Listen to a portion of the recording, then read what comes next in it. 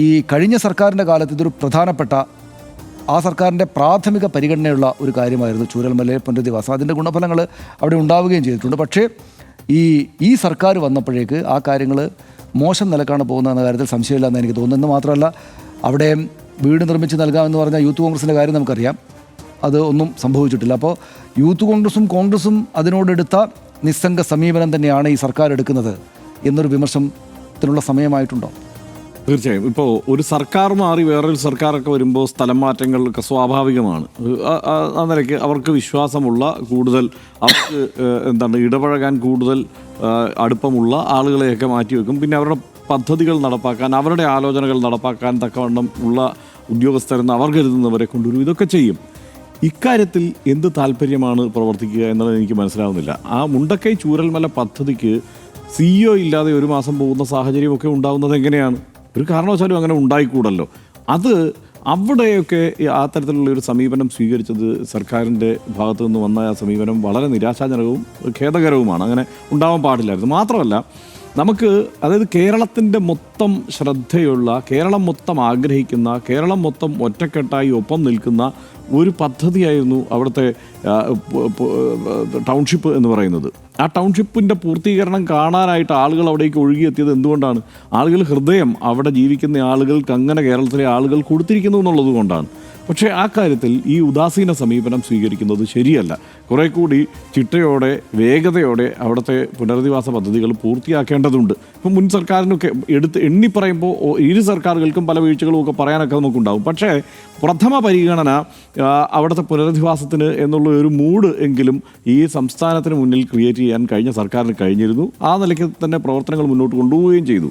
ഇപ്പോൾ ഈ ഒരു തെരഞ്ഞെടുപ്പ് കാലത്ത് കൊണ്ടുവരാവുന്ന ആരോപണങ്ങൾ എന്ന നിലയ്ക്ക് അവർ ചില ആരോപണങ്ങളൊക്കെ കൊണ്ടുവരും. ഇപ്പോൾ ഊരാളുങ്കൽ ലേബർ കോൺട്രാക്ട് സൊസൈറ്റിക്കെതിരെ ആരോപണങ്ങളൊക്കെ കൊണ്ടുവരിക, അതിങ്ങനെ കത്തിച്ച് നിർത്തുക, അങ്ങനെയൊക്കെ അവർ ശ്രമിച്ചു. കുറേയൊക്കെ മാധ്യമങ്ങൾ അതിനെ ആ തെരഞ്ഞെടുപ്പ് കാലമായതുകൊണ്ട് ആ മട്ടിൽ തന്നെ പിന്തുണച്ചു. പക്ഷേ അവിടെ കാര്യക്ഷമമായി പണി നടന്നിരുന്നത് എപ്പോഴാണെന്ന് ആ പ്രദേശത്തെ വാസികൾക്കറിയാം.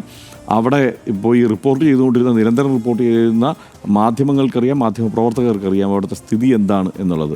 ആ തെരഞ്ഞെടുപ്പ് കാലത്ത് ഓർമ്മയുണ്ടല്ലോ, ഈ വീടുകൾക്ക് വീണ വിള്ളൽ അന്വേഷിച്ച് നടക്കായിരുന്നു. വരച്ച മാർക്ക് വിള്ളലാക്കിയ മാധ്യമങ്ങൾ വരെ ഇവിടെ ഉണ്ട് എന്നുള്ളത് ഓർക്കണം. അപ്പോൾ അതിലായിരുന്നു കൂടുതൽ ശ്രദ്ധ. ആ സമയത്ത് തന്നെ ഞാൻ സംശയിച്ചതാണ് ഇതിൻ്റെ താളം തെറ്റുകയാണ് എന്ന്. ആ താളം തെറ്റൽ ഏതാണ്ട് പൂർണ്ണമായി സർക്കാർ വന്ന് അതിൻ്റെ ചുമതല ഏറ്റെടുത്തതിന് ശേഷം എന്നുള്ളതാണ് സത്യം. ഇപ്പോൾ കുറച്ചുകൂടി വീണ്ടും അവിടേക്ക് കാര്യങ്ങൾ ശ്രദ്ധിച്ചു തുടങ്ങിയിരിക്കുന്നു എന്നുള്ള ഒരു തോന്നലാണ് എനിക്കുള്ളത്. അത് വേഗം നടക്കട്ടെ. പിന്നെ ഒരു കാര്യം എന്താണെന്ന് വെച്ച് കഴിഞ്ഞാൽ, ഈ 150 വീടുകളാണ് ആദ്യഘട്ടത്തിൽ 178 വീടുകളാണ് ആദ്യഘട്ടത്തിൽ പൂർത്തിയാക്കുന്നത് പറഞ്ഞത്. അതിൽ 150 താമസമായി. അതൊരു ചെറിയ കാര്യമല്ല. കാരണം പ്രഖ്യാപിക്കപ്പെട്ട പലതും ഉണ്ട് ഇവിടെ. ഇപ്പോൾ കോൺഗ്രസിൻ്റെ വീട് പണി എന്നുള്ളതാണ് അവിടെ ഏറ്റവും ഇഴഞ്ഞു നീങ്ങുന്നത്. അത് എപ്പോഴെങ്കിലും സംഭവിക്കും എന്നുള്ള ഒരു പ്രതീക്ഷ മാത്രമേ നമുക്കുള്ളൂ. തൽക്കാലം അതൊന്നും അങ്ങനെ എപ്പോഴെങ്കിലും സംഭവിക്കുമോ എന്ന് തന്നെ ഇപ്പോഴും എനിക്ക് സംശയമാണ്. കാരണം പ്രാഥമികഘട്ട ജോലികൾ ആരംഭിച്ചു എന്ന് പറയുന്നു. അത് എത്രത്തോളം ഈ 100 വീടുകളുടെ ഒരു നിർമ്മാണത്തിലേക്കൊക്കെ അത് എത്തിച്ചേരുമെന്ന് സംശയമാണ്. ലീഗിൻ്റെ വീട് ഉറപ്പായിട്ട് പൂർത്തിയാക്കും. ആ കാര്യത്തിൽ ഇപ്പോൾ കഴിഞ്ഞ ചർച്ചയിൽ ഞാൻ ലീഗിനെ വിമർശിച്ചെങ്കിൽ ഇക്കാര്യത്തിൽ ലീഗ് വളരെ കാര്യക്ഷമമായി കാര്യങ്ങൾ ചെയ്യും. അവിടെ വീടുകൾ ഉണ്ടാകുമെന്ന് തന്നെയാണ് പ്രതീക്ഷ. 51 വീടുകൾ ലീഗ് വാഗ്ദാനം ചെയ്തതിൽ പകുതി വീടുകളിൽ ആളുകൾ ഇപ്പോൾ താമസം തുടങ്ങി. അത് ആ നിലയ്ക്ക് തന്നെ മുന്നോട്ട് പോകും. പക്ഷേ സനീഷ് ഓർക്കേണ്ട കാര്യം, 2 വർഷം മുമ്പ് ഒരു ഗ്രാമം, കേരളത്തിൽ തന്നെ ഏറ്റവും സുന്ദരമായ, ഏറ്റവും സഹവർത്തിത്വത്തോടെ ആളുകൾ കഴിഞ്ഞിരുന്ന ഒരു ഗ്രാമം പൂർണ്ണമായി ഇല്ലാതായി. ആ ചൂരൽമല സ്കൂൾ എന്നൊക്കെ പറഞ്ഞാൽ അതിന് തൊട്ട് മുമ്പുള്ള കാലത്തെ കാഴ്ച എത്ര സുന്ദരമാണ്. അവിടുത്തെ കുരുന്നുകളൊക്കെ ഈ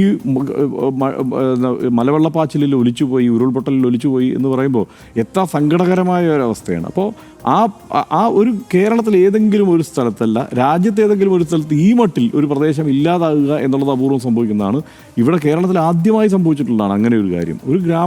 ഒരു ഗ്രാമമല്ല, ഒരു പ്രദേശം, ഒന്നിലേറെ ഗ്രാമങ്ങളാണ് പൂർണ്ണമായും ഇല്ലാതായിപ്പോയത്. അവിടുത്തെ ഇപ്പോഴും ദുരന്തബാധിതരുടെ അന്തിമ പട്ടിക പൂർത്തിയായിട്ടില്ലെന്ന് അവിടെ പ്രാദേശവാസികൾ ആരോപിക്കുമ്പോൾ അതിൽ തന്നെ നമുക്കൊരു വിഷമമുണ്ട്. കാരണം അതൊക്കെ നേരത്തെ പൂർത്തിയാക്കേണ്ടതായിരുന്നു എന്നുള്ളത്.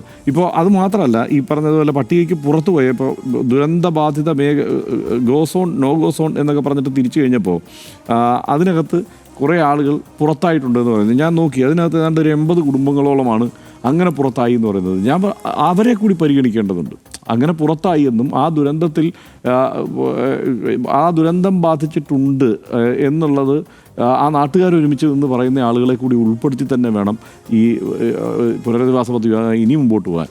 പിന്നെ നമ്മൾ ഓർക്കേണ്ട ഒരു കാര്യം, ഇപ്പോൾ പോലും കണക്കെടുത്താൽ ഒരു 11%, ആവശ്യപ്പെട്ടതിൻ്റെ 11-12% മാത്രമാണ് കേന്ദ്ര സർക്കാർ അനുവദിച്ചത് എന്നുള്ളത് ഒരിക്കലും നീതീകരിക്കാവുന്ന സംഗതിയല്ല. നേരത്തെ നമ്മൾ പറഞ്ഞതുപോലെ ഇത് യൂണിയൻ ഓഫ് സ്റ്റേറ്റ്സ് ആണെന്നുള്ള സങ്കല്പം തന്നെ വിട്ടുകൊണ്ട് ഇത് ഈ രാജ്യത്തിൻ്റെ ഭാഗമാണ് ഈ പ്രദേശം എന്നുള്ള ചിന്ത തന്നെ വിട്ടുകൊണ്ട് അതൊരു പ്രധാനമന്ത്രി അവിടെ വന്ന് നല്ല ഫോട്ടോയൊക്കെ എടുത്തു. നല്ല ഫോട്ടോ, അതായത് അടുത്ത കാലത്ത് പ്രധാനമന്ത്രി കുട്ടികളെ ലാളിക്കുന്നതിൽ ഏറ്റവും മികച്ച ദൃശ്യങ്ങൾ ലഭിച്ചത് അവിടെ വന്നപ്പോഴായിരിക്കും. പക്ഷേ അതിനനുസരിച്ചുള്ള പരിഗണന ആ പ്രദേശത്തിന് കൊടുത്തില്ല എന്നുള്ള കാര്യത്തിൽ ഒരു സംശയവുമില്ല. ബാക്കി കേരളത്തിന് അർഹതപ്പെട്ട, കേരളത്തിന് തന്നേ തീരൂ എന്ന് ഉറപ്പുള്ള ഫണ്ടൊക്കെ തന്നതിനെ കണക്ക് കൂടി ഉൾപ്പെടുത്തിയിട്ടാണ് കേന്ദ്ര ഫണ്ടെന്ന് ആ കാലത്ത് എത്രയോ ദിവസം ഈ അന്നത്തെ കേരളത്തിലെ BJP നേതാക്കളൊക്കെ ആ ചർച്ചയിൽ പങ്കെടുത്ത് പറഞ്ഞുകൊണ്ടിരുന്നത്. അത് സങ്കടകരമാണ്. എന്തായാലും ഈ 298 പേർ ഇല്ലാതായ ഒരു ദുരന്തം, ഒരു ഗ്രാമം പൂർണ്ണമായി ഇല്ലാതായ ഒരു ദുരന്തം, ആ ദുരന്തത്തെ കേരളം എങ്ങനെ നേരിടും എന്നുള്ളത് ലോകം കാത്തിരിക്കുന്ന സംഗതിയാണ്. കാരണം ഓരോ ദുരന്ത സമയത്തും കേരളം ഒറ്റക്കെട്ടായി അതിനെ അതിജീവിക്കുന്നത് ലോകം കണ്ടതാണ്. 2018 പ്രളയമായാലും 2019 പ്രളയമായാലും കോവിഡ് ആയാലും ഒക്കെ കേരളം ഒറ്റക്കെട്ടായി അതിജീവിക്കുന്നു എന്നുള്ള പ്രതീതി ലോകത്തിന് മുന്നിലുണ്ട്.